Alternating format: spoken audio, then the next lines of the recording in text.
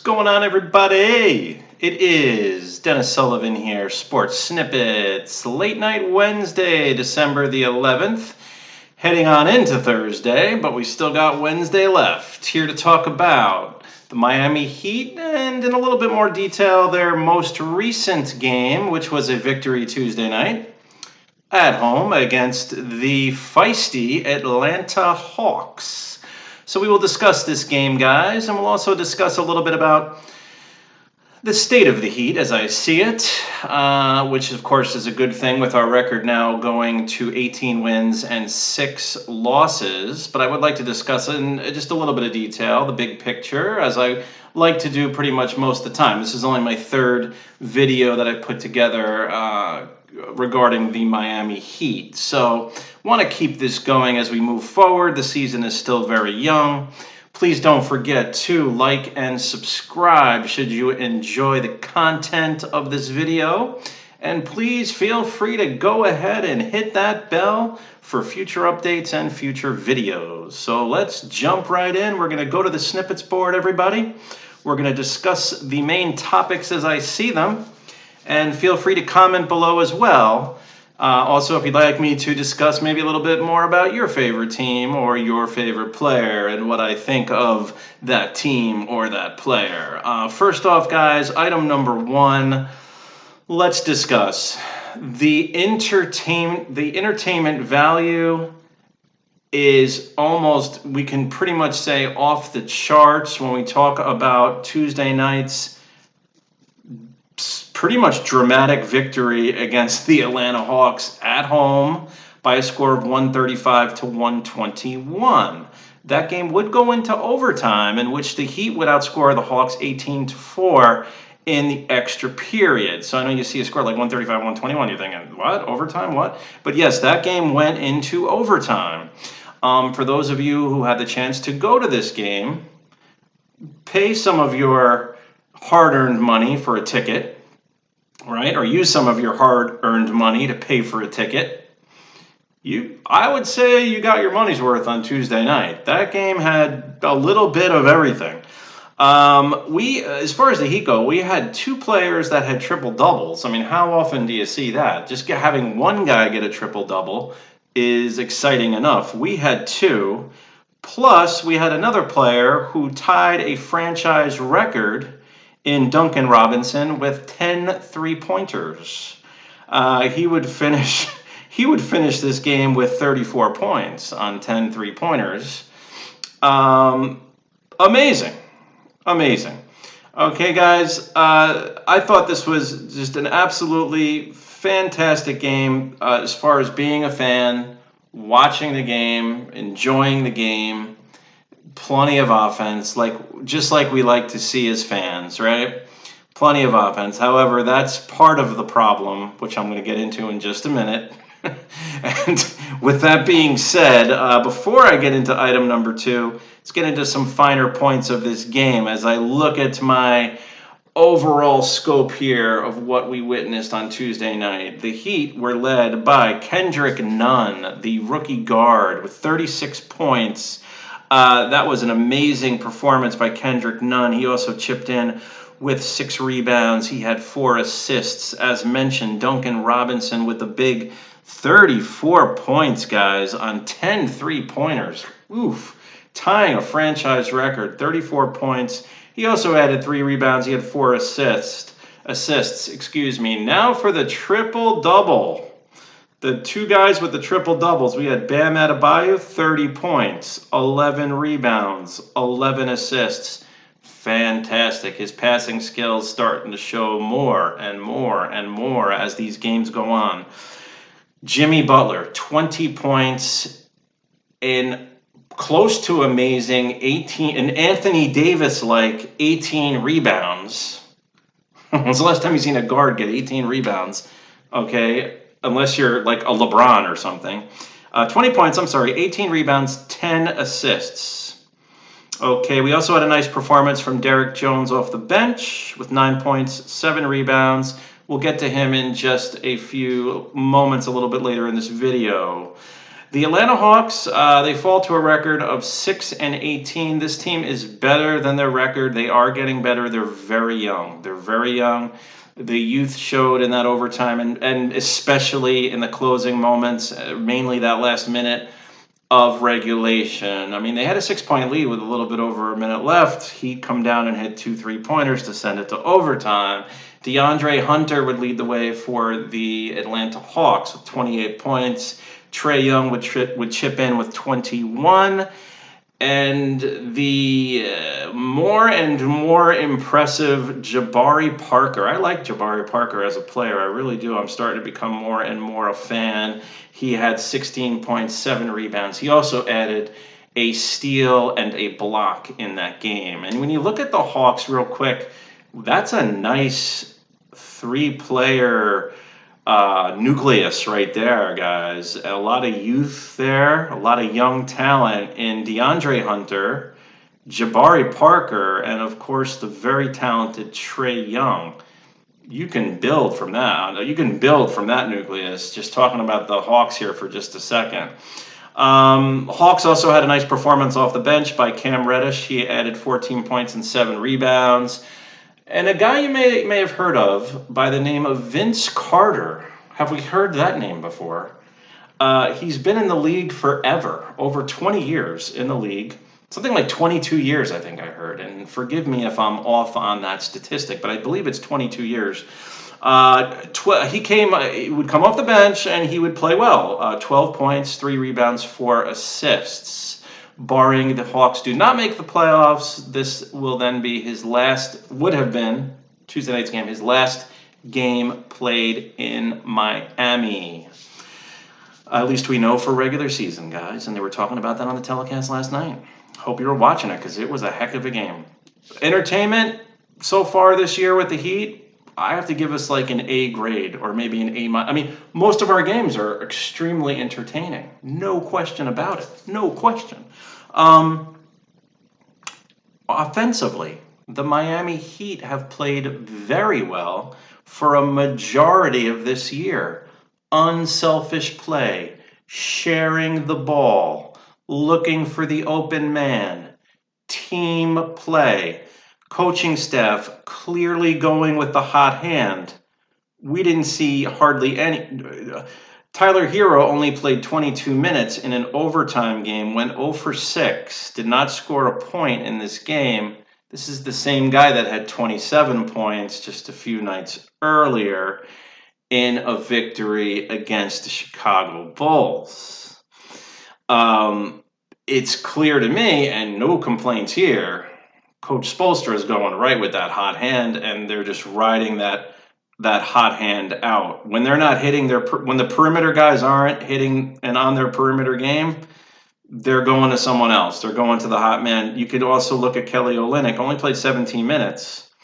Okay, he usually plays more than that. 2 points, 4 rebounds. That's not an Olynyk type game. That's an off game for him. He's way more productive than that. So the bench really didn't do a whole heck of a lot. Derrick Jones played very well defensively. He also played outstanding defense on Trae Young in the fourth quarter. Also noted, by the announcers on the game, on the Heat game, telecast. And this is something we need to look for, the Derrick Jones role as we move forward. I want to see that. I like Derrick Jones. He's got that length. He's a young guy. Seems to move well on his feet. He's got that athletic ability. Just the guy we need. We need a guy like that. So I'm looking forward to seeing. And he played a lot of minutes. He played 34 minutes.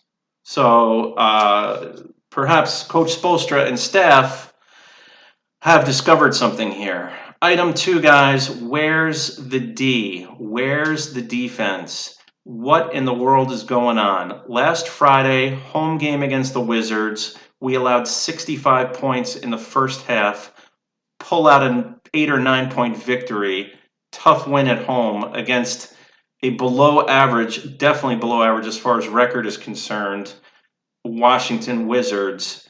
Let's fast forward to last night. Home game again, Tuesday night, just a few short nights later, against the Atlanta Hawks allow something like 64 points at the half.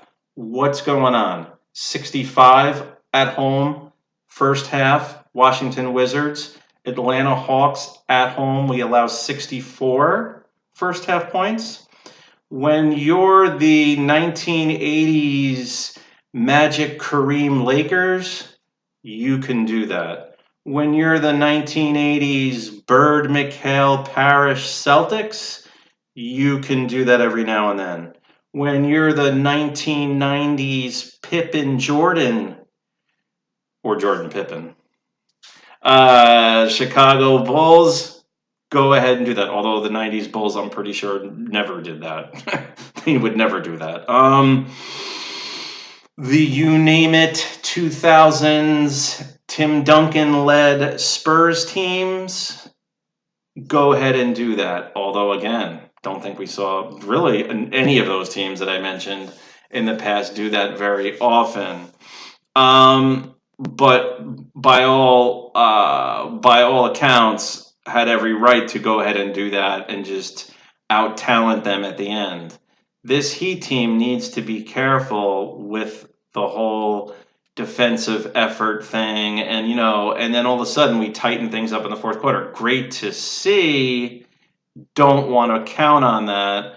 Try that against an above average team. It ain't gonna work, guys. It's not gonna result in a victory. And I'm just hoping we don't have to learn that the hard way. So we need to tighten that up. Myers Leonard got his usual 11 minutes. Usually he gets like 15. Pitched in with 4 points, 3 rebounds, 2 assists. Perhaps maybe we give him some more time. I mean, he's usually around 15, 16, 17 minutes as of late. He only got 11 minutes last night.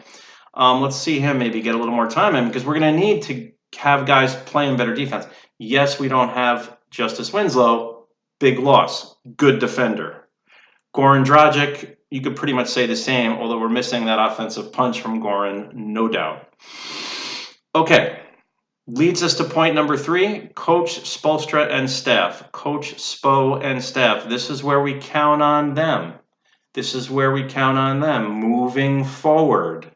As the season progresses, we count on them to get a rotation and have a whole game plan put together, backup game plans included, depending on the situation, of when we need to insert the better defensive players, okay? We can't go first 2-3 quarters of these games with teams. I mean, the Hawks were at like 96 points. It didn't even stop. They were at like 96 points after 3 quarters. Come on, guys, come on.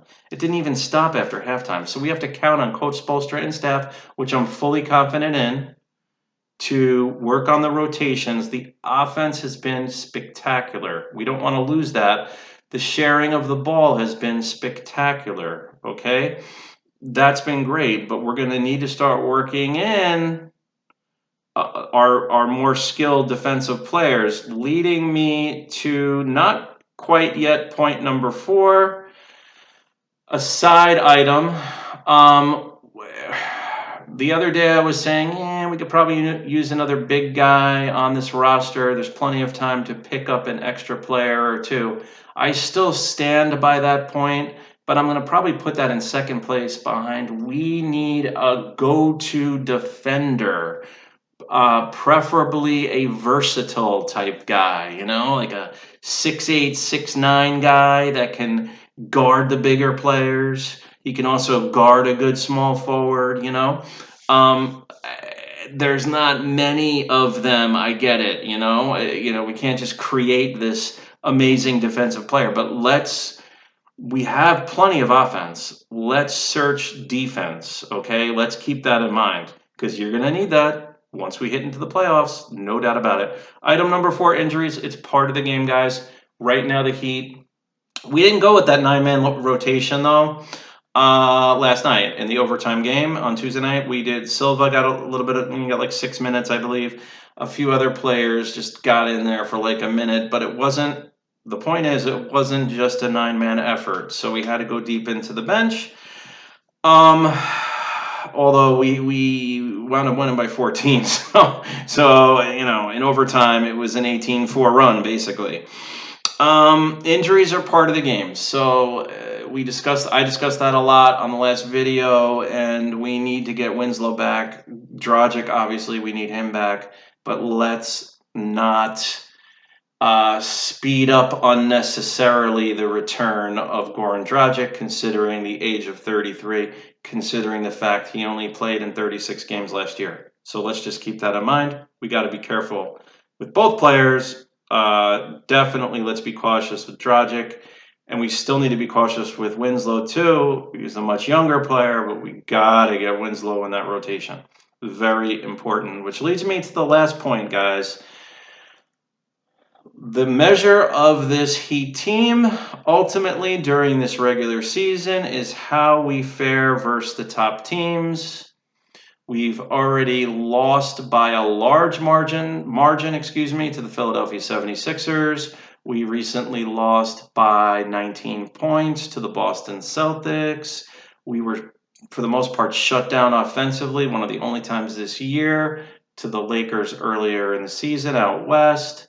Leading us into Friday night's game. What a spectacular game we got going. Coming up on Friday night, it's going to be the Los Angeles Lakers and LeBron and Anthony Davis and company going up against the Miami Heat here in Miami.